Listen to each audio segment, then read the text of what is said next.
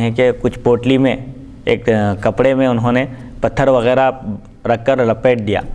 اور ان کے دادا نابینا ہو گئے تھے، حضرت ابوبکر صدیق رضی اللہ عنہ کے والد غالباً نابینا تھے،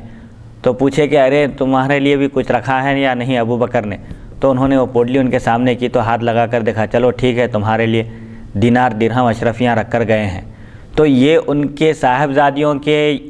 یقین اور توکل کا، یہ اعتماد کا یہ درجہ تھا۔ تو اب حضرت ابوبکر صدیق رضی اللہ عنہ کا کیا حال ہے کوئی اندازہ نہیں کر سکتے کہ ان کے گھرانے میں بھی جو ان کے صاحبزادے ہوں یا صاحبزادیاں، ان کا اللہ کی ذات پر کامل یقین تھا کہ پیسہ تو آج آتا ہے کل چلا جاتا ہے انسان کے پاس، دولت ہمیشہ رہنے والی چیز نہیں ہے۔ اور اسی لیے حضور پاک علیہ الصلوۃ والسلام نے فرمایا کہ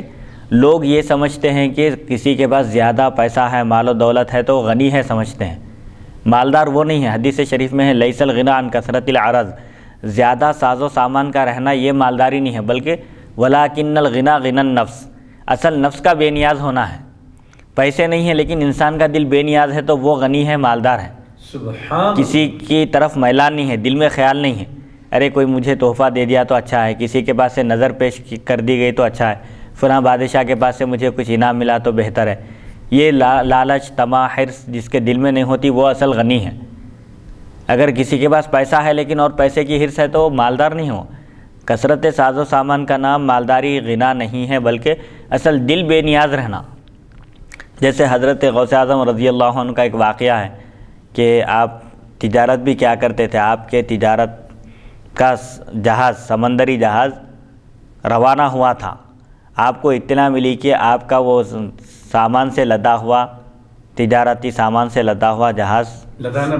بھرا ہوا جہاز، لوڈ کیا ہوا جہاز غرق ہو گیا،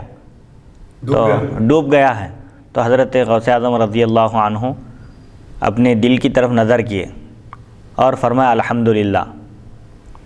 تو پھر تھوڑی دیر کے بعد اطلاع ملی کہ وہ جہاز جو ڈوب رہا تھا آپ کا،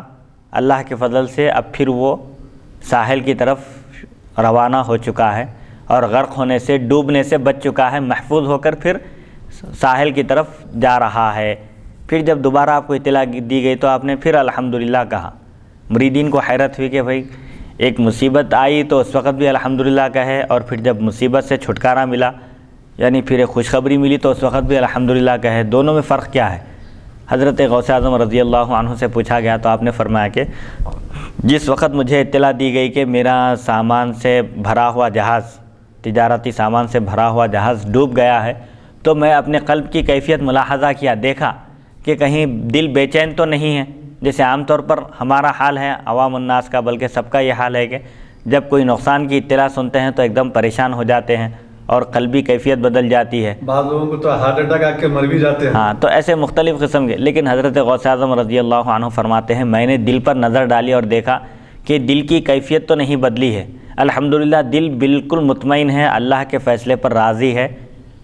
رضا بالقضاء کے درجے میں ہے، تسلیم و رضا کے، کہ اللہ کی یہ مرضی تھی، جہاز کا ڈوبنا تھا، بس اللہ کی مرضی۔ پھر جب دوبارہ اطلاع دی گئی کہ وہی جہاز جو ابھی تھوڑی دیر پہلے ڈوب گیا تھا پھر الحمدللہ ساحل کی طرف رواں دواں ہے، تو پھر میں نے دل کی کیفیت ملاحظہ کی کہ کہیں اس کے اندر خوشی تو نہیں پیدا ہو گئی ہے، کہ جیسے ہی اگر کسی کو اطلاع ملتی ہے کہ لاٹری میں ان کو انعام ملنے والا ہے، یا بہرحال اچانک مالدار ہو جانے والے ہیں، کچھ ایسی اطلاع ملتی ہے پراپرٹی ملنے کی یا جائیداد ملنے کی، تو دل کیسے خوش ہو جاتا ہے حضرت دیکھتے ہیں جب۔ تو فرماتے ہیں کہ میں دیکھا جب تو دل بالکل اپنی پہلی کیفیت پر ہے، اس کے اندر کوئی سرور، کوئی خوشی، کوئی مسرت نہیں ہے دوبارہ مال کے حاصل ہونے کی، تو میں اس پر اللہ کا شکر بجا لایا۔ سبحان اللہ، سبحان اللہ۔ تو یہ اصل چیز ہے دل کی بے نیازی۔ دل مالدار ہے،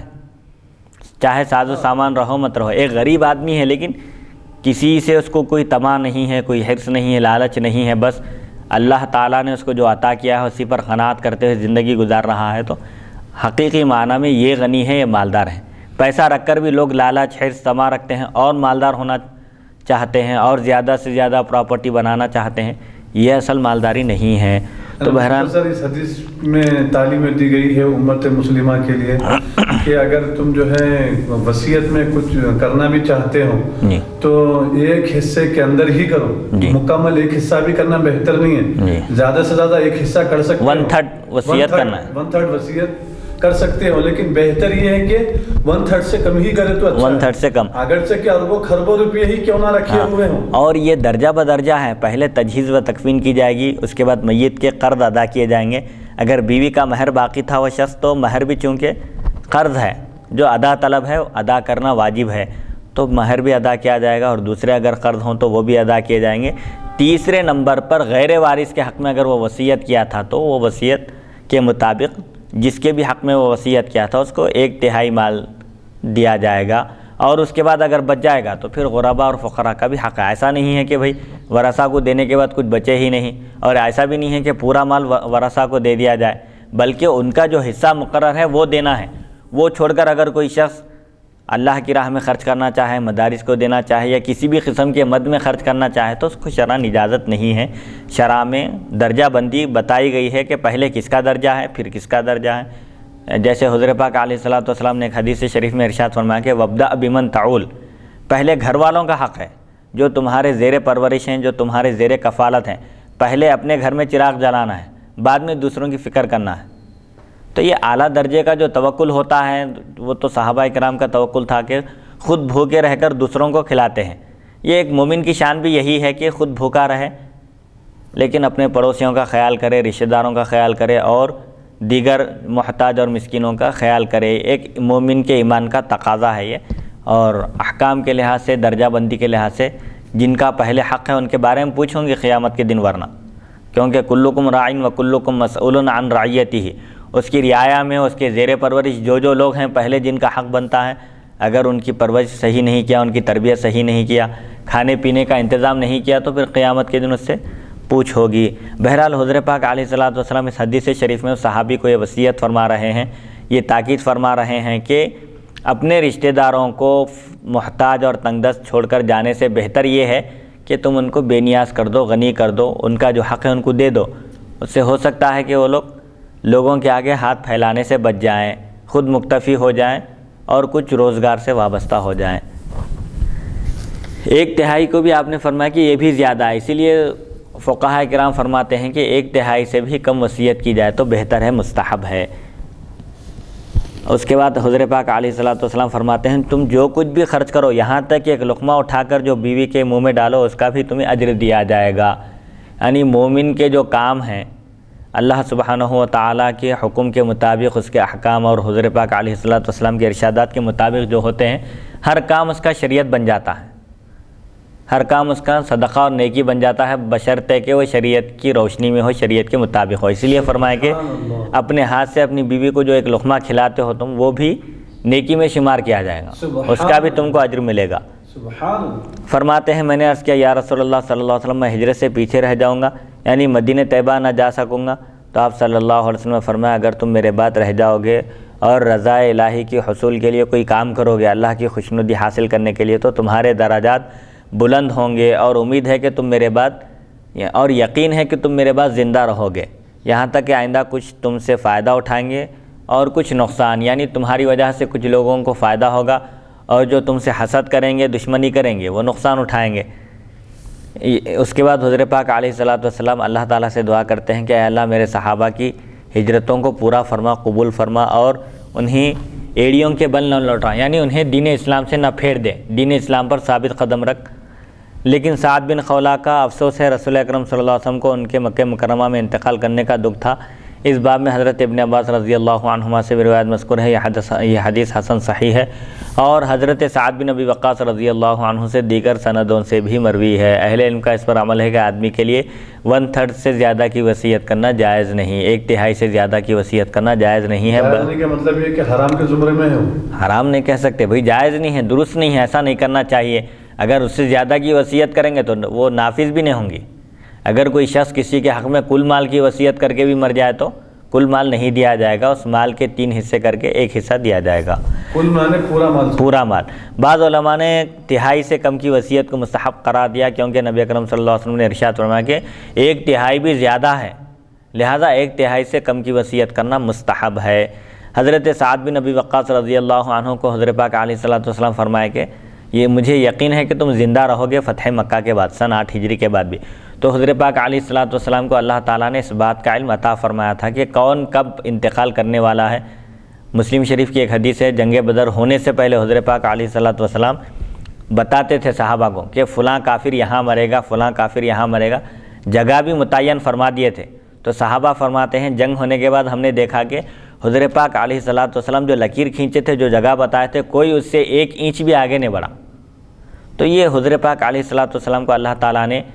علم عطا فرمایا تھا کہ کون کہاں مرنے والا ہے اور کون کب مرنے والا ہے۔ یہ خاص اللہ تعالیٰ کا علم ہے، اللہ تعالیٰ ہی جانتا ہے۔ قرآن پاک میں اللہ تعالیٰ فرماتا ہے کہ یقیناً اللہ کے پاس سے قیامت کا علم ہے اور وہی بارش نازل کرتا ہے، اور ارحام میں کیا چیز ہے یہ بھی اللہ ہی جانتا ہے، یعنی جنین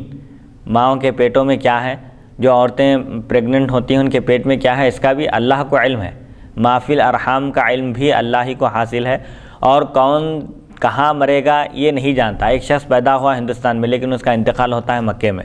مدینے میں، جیسے حج کے موقع پر خبریں آتی ہیں اخباروں میں۔ تو بہرحال ایسے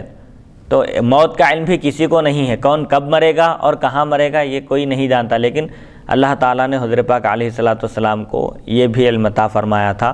اسی لیے حدیث میں علم غیب کا اشارہ ہے، علم غیب کا اشارہ ہے کہ حضرت پاک علیہ الصلوۃ والسلام کو اللہ تعالیٰ نے اپنے فضل و کرم سے یہ بھی عطا فرما دیا تھا کہ کون کب تک زندہ رہیں گے اور کب انتقال ہوگا۔ یہ صحابی سے آپ فرماتے ہیں کہ تم میرے بعد زندہ رہو گے اور تمہارے ذریعے کچھ لوگ فائدہ اٹھائیں گے اور کچھ نقصان۔ تو یہ ارشاد مبارک، یہ آپ کی اطلاع حرف بحرف صحیح ثابت ہوئی۔ اسے معلوم ہوتا ہے کہ اللہ تعالیٰ اپنے برگزیدہ بندوں کو غیب اور مستقبل کی باتوں کی اطلاع دیتا ہے کہ کون کب مرے گا، اور نبی اکرم صلی اللہ علیہ وسلم کا یہ علم غیب اللہ کے عطا سے ہے۔ اللہ نے آپ کو اطلاع دی تھی کہ فلاں وقت انتقال کرے گا اور کون کب تک زندہ رہے گا اور کس کا کہاں انتقال ہوگا۔ یہ بھی آپ نے، جیسا کہ اس سے پہلے ایک حدیث گزری کہ معاویہ رضی اللہ عنہ کے دور میں بحری جہاد بھی ہوگا، سمندری جہاد بھی، تو اس وقت ایک صحابیہ کا انتقال ہوگا، حضور فرمائے تھے کہ تم وہاں پر شہید ہوگی، تو وہ بھی حرف بحرف وہ ارشاد مبارک بھی صحیح ثابت ہوا۔ تو اللہ تعالیٰ نے حضرت پاک علیہ الصلوۃ والسلام کو غیب کا علم عطا فرمایا تھا۔ یہی اہل سنت و جماعت کا عقیدہ ہے جو قرآن اور حدیث سے مدلل اور مبرہن ہے۔